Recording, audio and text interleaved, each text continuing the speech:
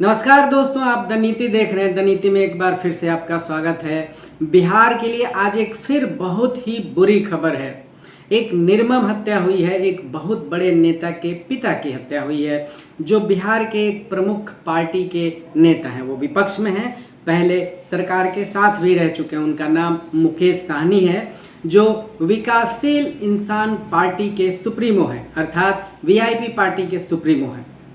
सुबह ही जितन सहनी उनके पिताजी का नाम है, धारदार हथियारों से उनकी हत्या कर दी है और छत बिछत लाश थी। बहुत ही बुरी अवस्था में लाश मिली है। पुलिस का कहना है कि जो उनकी हत्या है शायद चोरी के अंदेशे में हुई है। चोरी करने कोई गया होगा और हत्या कर दी होगी, शायद छीना झपटी हुई होगी या प्लांट भी हो सकता है। लेकिन मुकेश सहनी दरअसल 2 भाई हैं और एक बहन है। सभी लोग बाहर रहते हैं। उनके पिताजी अकेले ही थे, घर पे अकेले थे दरभंगा में। यह हत्या दरभंगा के बिरौल में हुई है और लाश बहुत ही बुरी स्थिति में थी। लेकिन एक चौंकाने वाली बात है कि एक दिन पहले ट्रंप पर भी गोली चली है, वही जो अमेरिका के पूर्व राष्ट्रपति रह चुके हैं। तो अजय आलोक यहाँ एक नेता हैं भाजपा के। पहले वो जेडीयू में थे, अभी भाजपा में हैं और प्रवक्ता हैं, बहुत माने जाने प्रवक्ता हैं। बहुत तेज तरार हैं, डेटा पे बहुत मस्त पकड़ है, बहुत एग्रेसिव बोलते हैं। उन्होंने बोला है कि सभ्य समाज में हत्याओं को कोई नहीं रोक सकता।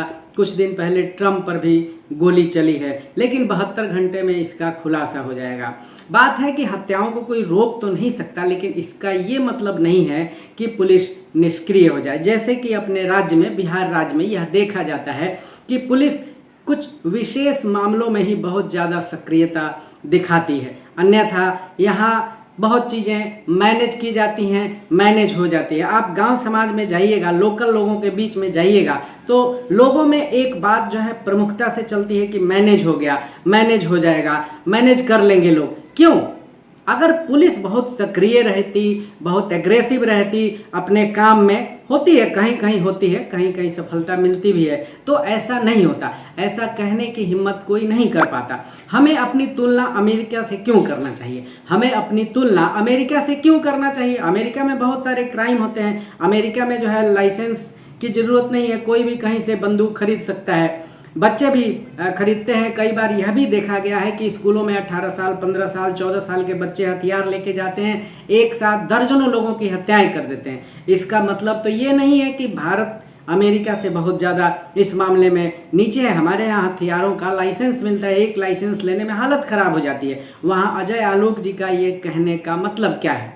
कम से कम भारत इस मामले में अमेरिका से तो बहुत ही आगे है कि यहाँ हत्याएं उस तरह नहीं होती हैं। उसमें कानून व्यवस्था की कमी जरूर है, सभी जगह है, बहुत सारे स्टेट्स में है। ऐसा नहीं है कि बिहार में है, लेकिन अपने यहाँ कुछ ज़्यादा है, तो इसका खामियाजा लोगों को भुगतना पड़ता है। लेकिन ये माना जा सकता है कि मुकेश सहनी जो है या उनके जो पिता हैं, कम से कम दिखावा नहीं करते होंगे, क्योंकि उनके घर पे सिक्योरिटी रहती। लेकिन ऐसा नहीं है, वो अकेले ही सो रहे थे, घर में अकेले थे। बहुत ही साधारण सा घर था, सामान बिखरे हुए थे, लाश जो है छत बिछत था। लेकिन यह कहना जरा आहत करता है, सरकार के नज़रिए पर प्रश्न चिन्ह उठाता है कि सरकार के लोग या उनमें पार्टी के जो प्रवक्ता हैं इस तरह कैसे बोल सकते हैं, खास करके इस घड़ी में। और जबकि यह मानना भी चाहिए कि जो मुकेश सहनी का समर्थक वर्ग है वो थोड़ा पॉलिटिकली एग्रेसिव है, सामाजिक रूप से एग्रेसिव है,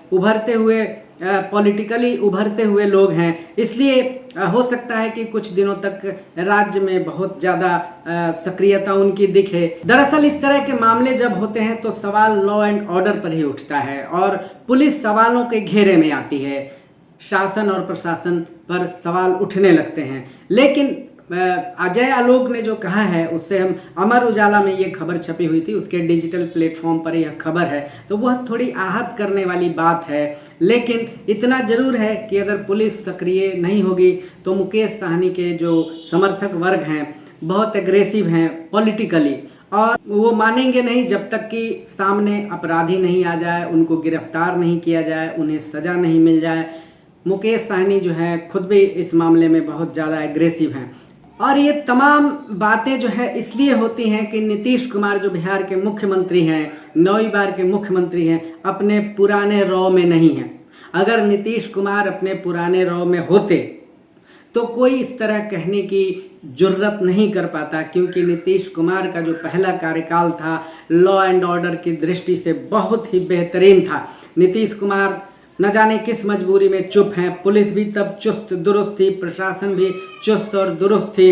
नीतीश कुमार जब तक सरकार में हैं तब तक उन्हें चाहिए कि अपनी उस चुस्त और दुरुस्त प्रणाली को बनाए रखें, कम से कम उसको दोबारा लागू करें और उसी रॉ में आ जाएं। फिर बिहार की स्थिति जो है बदलती हुई सुधरती हुई दिख सकती है ज़्यादा से ज़्यादा। दोस्तों, मुकेश साहनी को हमारी तरफ से, द नीति की तरफ से उनके पिता को सादर श्रद्धांजलि है और उनके परिवार के प्रति हम सहानुभूति व्यक्त करते हैं।